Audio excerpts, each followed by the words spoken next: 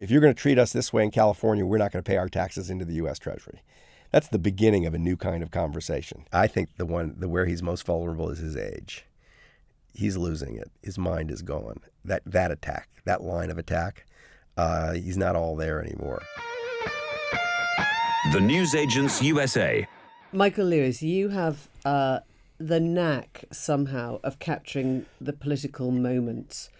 And I don't know whether this is a surprise, a coincidence, or intentional that you're writing about government in the US at a time when we are seeing what's happening to government and the fractures and the shrinking and the complications that involves. Why did you want to do it? This is going to be a disappointing answer for you. I didn't see anything like what came coming. I got really interested just in the literary material. That when I went into the first Trump administration and started opening the lid on various government departments, I was shocked. This is for Fifth Risk. Fifth Risk, for how good the material was, like how good the characters were. And I thought, it just bothered me that I had not fully tapped it out. And so I thought, go back in, but bring some other writers with me because it was so vast. And so it started that way. It was also, I mean, we're living in a society that's completely at crossways with its government. Like the people don't understand the government anymore. And there's this meme out there that it's just like the deep state or they're lazy bureaucrats or whatever. And that's gotten dangerous. It's gone from being like a trope in politics to actually people are behaving as if the government doesn't matter or it's bad or it's the enemy of the people. And it's so the opposite that there's the material in that, right? It's sort of like the perception of this place is so different from the reality. That wakes me up as a writer. You use the word dangerous. I mean, where do you see this going? I think of one way to frame the federal government is like a manager of a huge portfolio of risks that the private sector won't manage. And you could take everything from like making sure the nuclear bombs don't go off when they shouldn't to making sure that there's not a run on the dollar to whatever. I mean, it's just endless. You name the department, I can give you an existential risk. What the Trump administration has done with Doge, and not just Doge, there are other things going on, is like light fuses. And there are bombs on the other end of the fuse. And it's just a question of how long the fuse is before it gets to the bomb. They just heightened all these risks. So does anything really bad happen? Something bad stuff is already happening in a way. There was a tornado that ripped through a town in Kentucky and killed a bunch of people a few weeks ago. Right after Doge had eliminated the tornado warning system in Kentucky. Now, oddly, the population is not really making the connection between what they've disabled in the government and what might happen to them. But I think that's where it goes. I think eventually they mismanage the government that people start to wake up to what the government does, because when they just take it for granted until it's not doing it. So you have a bunch of stories in here which go into real detail about the characters involved. The guy who basically saves miners' lives by making mining in America safer by what he stops constructs. Coal mine roofs from collapsing on the heads of coal miners, which sounds like, well, one, why doesn't the industry do that? They don't. But two, like how big a problem is that? 50,000 American coal miners in the last century killed by falling roofs. 50,000 people. And he solves the problem. And no one knows who he is. And there are people like this scattered throughout the government. So I tell you, it sounds like this is a political book, and it kind of is a political book because of what's happened in the Trump administration, that the people in this book have been directly attacked by Doge. And when you know what they do, you can't believe anybody would attack them. They're like heroes. But it really is. It isn't just that. It's that the stories are so good. There's literary material there. And it's a little bit of a mystery to me. Why? Because people work in government are not like electric personalities, usually. They aren't. If they want a lot of attention, if they're really good at getting attention, they don't go to work in government. It's a place that people go and kind of just to hide in some ways.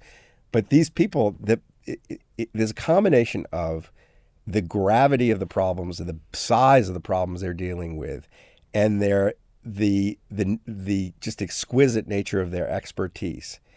And their selflessness, like they're doing stuff for someone other than themselves. And that's become almost an alien quality in Americans. that when you see it, all of a sudden gets exciting on the page. And there's one other thing. The one other thing is that people, when you write about them, when they think they're characters, they tend to suck as characters. They become very self-conscious. These people are so unself-conscious about who they are that they kind of gain altitude on the page because they're so unaware of that what they're doing is interesting. You say in the last chapter, you're talking about government as a whole. It's as if society had been handed a mechanism for saving itself, but had a built-in rule against using that mechanism. Why do you think the tide has turned so strongly against the civil service? I mean, you're very alert to shifts in societal trust. Yep. Right? It's about trust, isn't it? Yep. But is it about over expenditure? Is it about waste? Is it about expertise? Or is it just that, the politicians have led them that way and people saw what Trump was saying on the campaign trail and they were like, yep, we'll let him do it? Well, Republican Party has been pounding this message for 40 years that the government is there to kill you, not help you. And Reagan is, like the beginning of this in a big way. So this has been going on. This has been an incessant public relations campaign from one side that has so cowed the other side that nobody actually stands up and defends the government. The best they do is not attack it. So that's one piece of this, and it's a really big piece of it. The second piece of it is that the government itself, not politicians, but the government is basically forbidden from telling its story. That it doesn't, there is a phalanx of political people between any government worker and any writer. And those people's job is basically to prevent stories from being told. That's how they function. And they don't tell their own stories. They're not those kind of people. So that's partly it. So the story just hasn't gone. But the question is why? It's a larger societal thing. And I think the answer is not that complicated.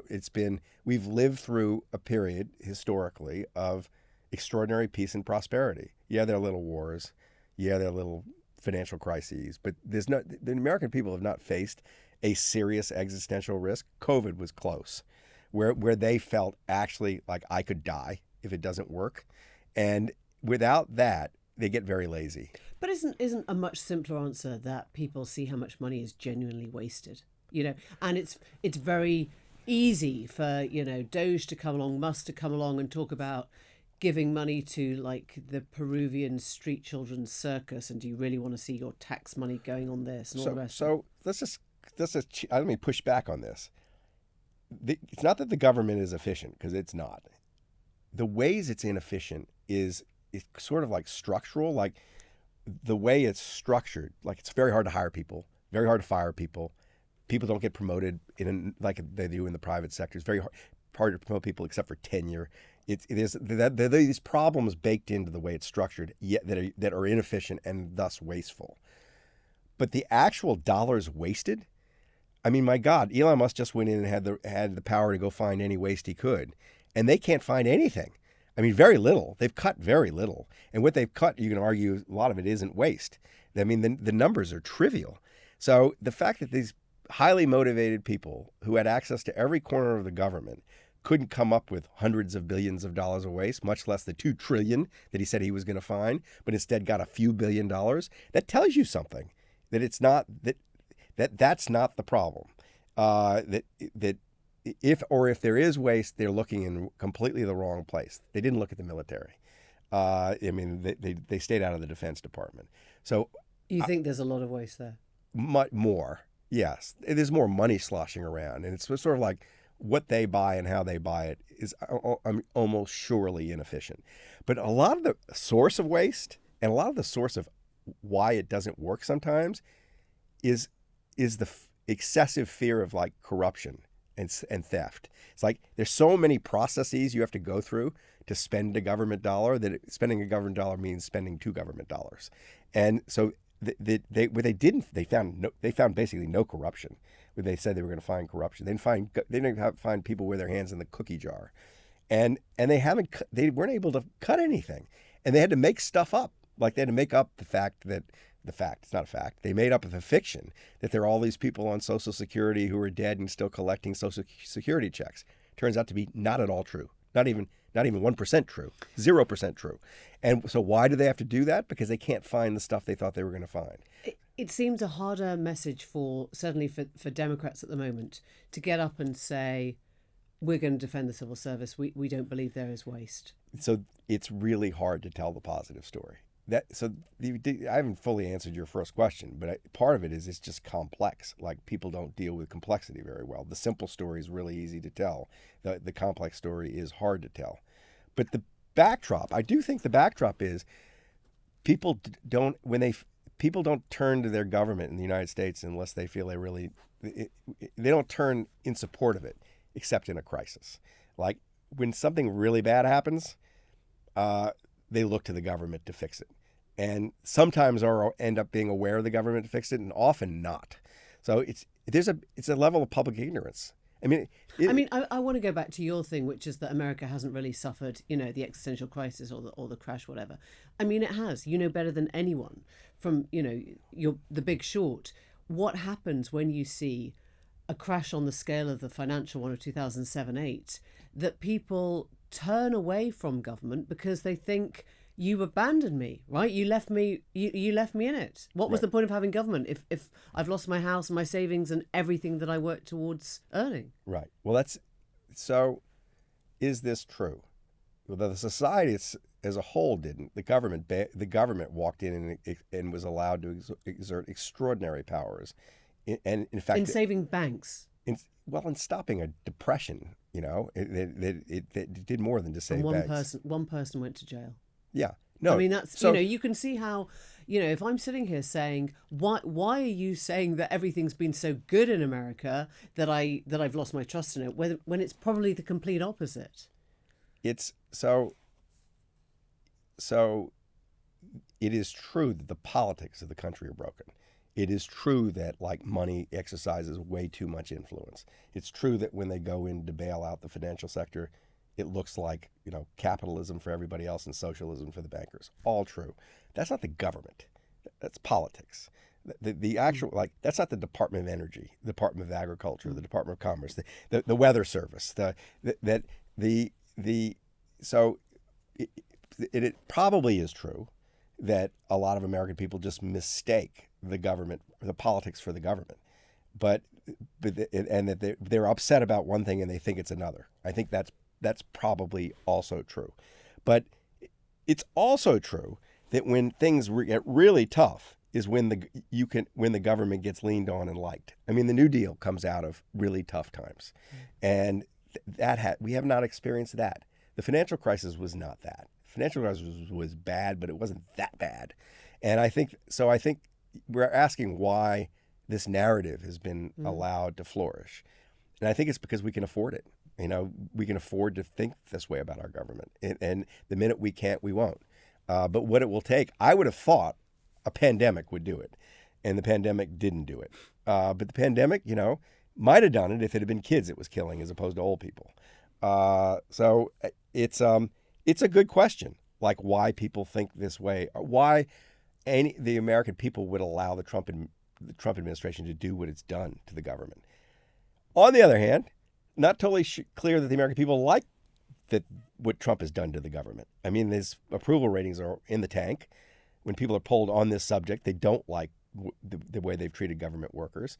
It may not be a successful he may have overplayed his hand. It may not be a successful political strategy. But my point, the point of this book was not to everything's fine with the government.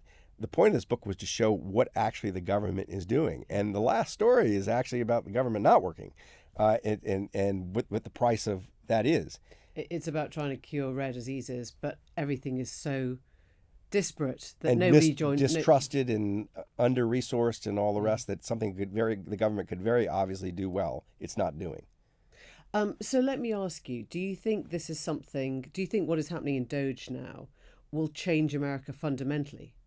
Or will it, can you put the pieces back together if things go wrong? They have to go really wrong. I think what's going to happen is just the government's going to perform worse and worse and worse for a stretch. They've done the way they've gutted it. Elon Musk, when he went into the government, did not understand how the government worked. That was very clear. He didn't know what was going on in the various departments, and he didn't know he couldn't just fire everybody. And the problem with the way they cut is they should have cut. There are things they should have done, like every department. Because it's hard to fire people in the government, when people aren't any good, when they actually are kind of like wasteful, they don't fire them. They put them in the broken toy department, and every agency has a broken toy department. Getting rid of those people is extremely hard, and they didn't get rid of them. The easy people to get rid of are the people who've been hired in the last 18 months. They are still on probation. And who are those people? The young people coming into government with full energy and the latest education, and experts who've been hired for a problem that's sort of urgent and specific to now. That's who they fired, en masse, without regard to competence, whether performance, anything. Some of the highest performers got fired. So you have starved the government of what it needs most right now is talent. And that's going to just have all kinds of bizarre effects. Like what? Well, I mean, like tornadoes wiping out towns because the town didn't hear the message because the people who could give them the message are gone. I mean, that kind of thing. What else? I mean, do you think this gets us to a place of, I don't know, civic crisis? Yeah, I do. I think that's very possible. I think there is something on the back end of this where people wake up to it. It's sort of like smart government. They'll be framed in some way, but someone is going to emerge who will sell the government. Pete Buttigieg is starting to sound this way. That he has been pretty full-throated in he has experience in the government. He was the transport secretary. That's right. So he sees how the roads get built and how traffic safety matters and all that. And he's been he's the closest I've seen to a possible presidential candidate who would stand up and actually explain what the government does and why you need it and how we're going to fix what's broken about it. And that wasn't the way to fix it, kind of thing. You think that's how you win votes in America? I think it depends on what America looks like. But if people feel like if people feel some sort of existential risk and they realize it's because the government's not working, yes, I do. I mean, it's not now. I mean, you're talking about what happens. I think that. So what is the existential risk there? I mean, you've talked about the tornadoes, and I guess, Here's one. So I didn't like the way the last financial crisis went any more than you did. But at least there was a grown-up who could walk into the room and calm everything down. And so there wasn't, all banks didn't collapse, and we didn't end up in a depression. The grown-up, the U.S. Treasury and the Fed, their credibility is under direct assault right now. And their competence, because he's fired a lot of the good people in the Treasury. Don't you think that Scott Bessent would be the person to bail the government out? No, I don't. Really? I mean, if it's the Trump Treasury Secretary now? If the Trump administration, if they themselves are the source of mistrust in the financial system, if it's sort of like we don't trust the government to pay us back because Donald Trump is doing things like saying we're not going to pay all the Treasury bonds back, which he has sort of hinted at already. That you don't have a trusted adult to walk into the room and absorb the risk. People don't trust it to absorb the risk. Don't think it will. So I think that a different kind of financial crisis that's harder to deal with because there's no supranational organization that's big enough to come in and rescue the U.S. government. If the government can't rescue itself because the government itself is the source of mistrust, people buy Bitcoin, people buy gold, people buy land.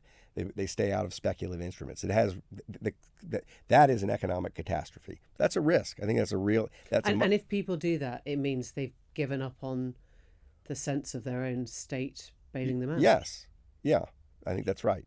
What's another risk? I mean, I think I'm not good at predicting things. I mean, I do feel like my job is at the end of the battle to come in and shoot the wounded, rather than actually predict what the battle's going to be. But if you're just looking at American politics right now, there are civil war is too strong.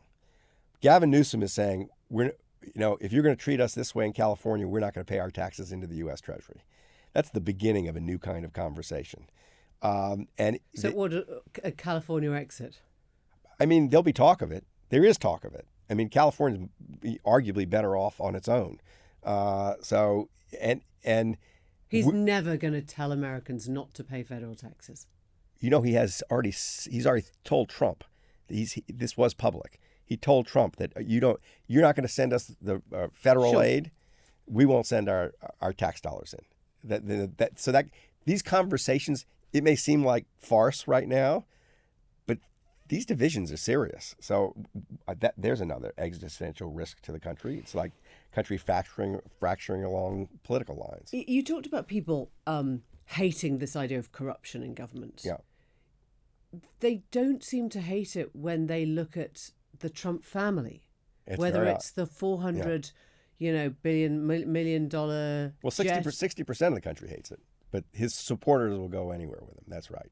They seem to be willing to go anywhere with him. I mean, is corruption the factor that you think the Democrats should exploit most?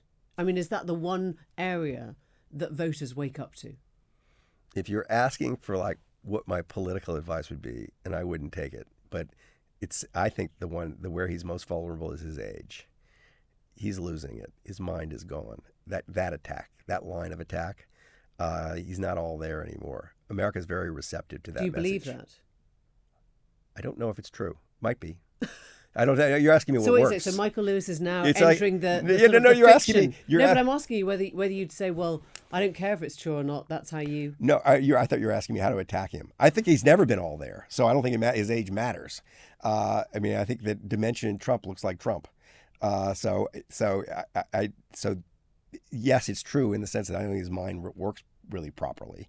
But so that I would think that line of attack, I bet will get more traction than anything personally. The corruption line of attack, the problem is it's all out there. And whipping up outrage. I mean, people are outraged, but it's 60% of the people. It's not 90% of the people. Whipping up outrage about that in his base seems to be tricky. It doesn't seem to work. It seems to, but the attacking him personally for weakness, like weakness rather than that he's selling strength. So how do you persuade people he's not strong? And it isn't that, he stole $1 billion, because that's strong to steal $1 billion. And he has stolen $1 billion. I mean, it's amazing. In American history, has there ever been a president who treated the office as such a cash machine? I don't think so. It is shocking what he's been allowed to do, but it doesn't seem to affect his supporters very much. And but my theory of his case is that he's selling anger and he's selling strength, and that it's very hard to diffuse people's anger about things they think they should be angry about, but not so hard to persuade them that someone who they think is strong has actually lost it. He's lost a step. We're used to that narrative in our heroes. They get old. Time to move on. Last thought. There is a moment in The Big Short, the film. Yep. Where Christian Bale, the boys arrive in Miami, and they're being shown around by a real estate, and the penny drops. They suddenly get the scale of what's happened. They suddenly get what's coming. All these empty houses. The empty houses, right. The boarded up, the signs. The strippers who are buying properties. Yeah, this kind of luxury development. Nobody can do anything. We are entering into a world where, as we keep being told, the sort of the nexus between human and machine is going to be really tangled, and maybe humans will play a much smaller role in whatever the future looks like. I'm wondering what you think for AI that Miami moment will look like, will be. When will we know? God, that's a great question. It's a great question because they keep saying it's happening and you don't really see it. You don't feel it, right? You don't feel like your job you became redundant because of AI. Almost. Do you really? Because so I sat down and I've asked ChatGPT to write a Michael Lewis book about X and show me what this looks like, and it's so bizarre. It's not just bad, it's weird, and so it's not even close that way. And Sam Altman, whom I know slightly, OpenAI. I asked him, OpenAI guy, here's the book. He said, he was asking me who should write his biography. And I said, nobody should write your biography. Your machine's so smart, it should write your biography. And he said, my machine's not smart enough to do it. That one day it might be, but it's not. But that's today. That's and today. Tomorrow is but way, way more advanced than today. All right, so I don't know. You're asking me to predict the future, but, and I want to just, the disclaimer should be, I reserve the right to change my mind tomorrow because I don't know. But it's my hunch is that AI is a kind of intelligence. It's not the only kind of intelligence. It's not going to be globally better than humans in everything.